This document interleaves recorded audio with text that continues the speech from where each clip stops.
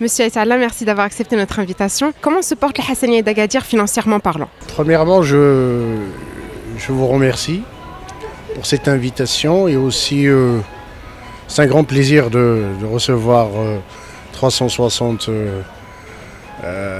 Agadir et Hassania Agadir. Je pense que on n'a pas un confort vraiment de haut niveau au niveau des finances du Hassania d'Agadir.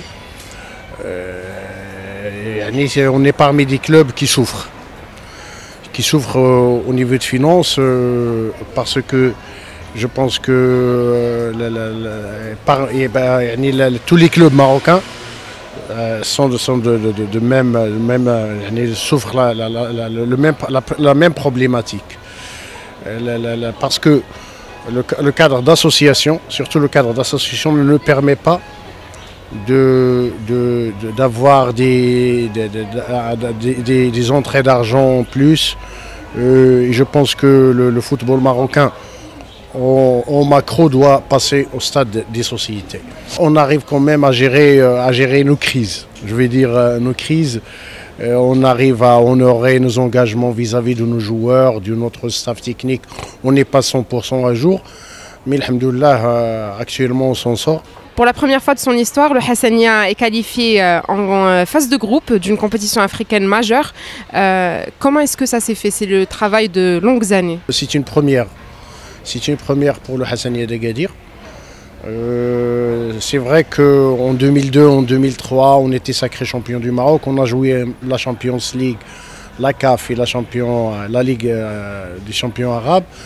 Mais cette fois-ci, on est passé d'un palier à un autre.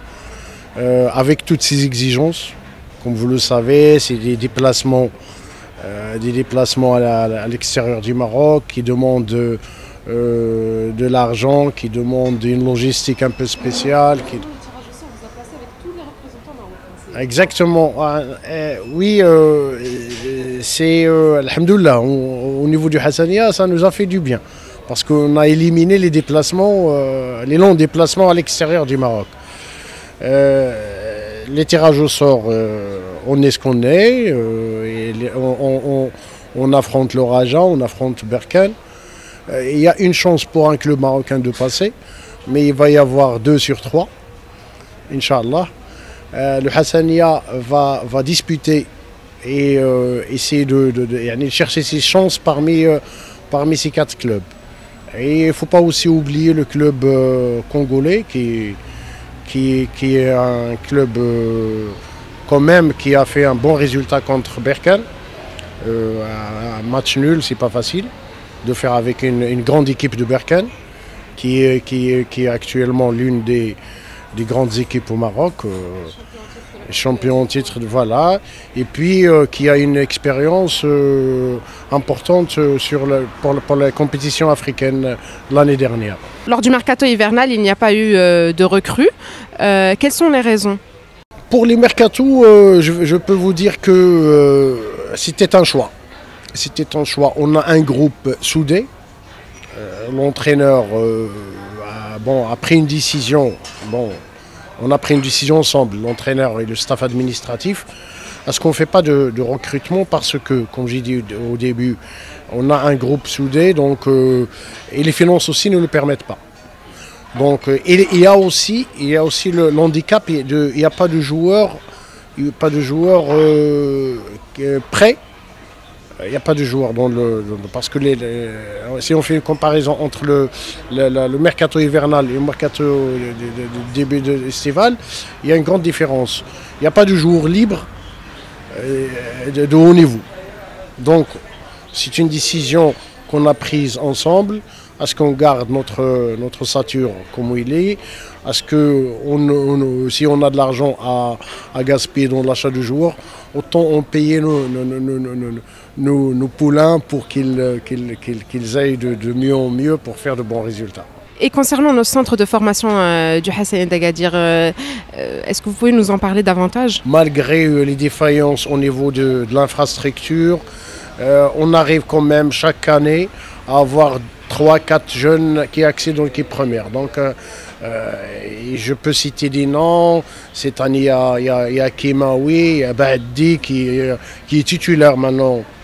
Et on parle de lui au niveau national comme au niveau international. C'est un jeune arrière-gauche qui est appelé par M. Jamal Slami à l'équipe locale. Donc il y a 5-6 joueurs de l'équipe Espoir qui s'entraînent avec Miguel Gamondi. Et aussi, je peux confirmer aussi que Miguel Gamondi, comme entraîneur de Hassania, est manager général du club, donc il a toujours l'œil sur les jeunes. Depuis 2015, c'était lui qui gérait tout ce qui est catégorie jeune. Et donc, alhamdoulilah, le Hassania n'a pas un centre de formation au vrai nom du centre de formation. On n'a pas un vrai centre de formation, mais on a des catégories jeunes qui travaillent. On a des éducateurs qui travaillent, qui font de leur mieux à ce qu'ils permettent au club d'avoir des jeunes parmi l'équipe première. Alhamdoulilah, dernièrement, il y a un grand effort qui est fait au niveau de la wilaya d'Agadir. On a pu avoir l'assiette foncière pour construire un centre de formation de Hassania d'une superficie de 6 hectares, pas loin du grand stade. Donc je pense qu'une fois qu'on aura ce centre de formation qui va être équipé des terrains de haut niveau, une administration de haut niveau, à ce moment-là, sport-études aussi, à ce moment-là, le Hassania d'Agadir peut respirer. Parce qu'il y a pas mal de pépites au niveau de la région qui méritent à ce qu'il y ait un centre de formation de haut niveau à Agadir. Monsieur Salah, merci d'avoir accepté de répondre aux questions du 360. Merci beaucoup pour 360.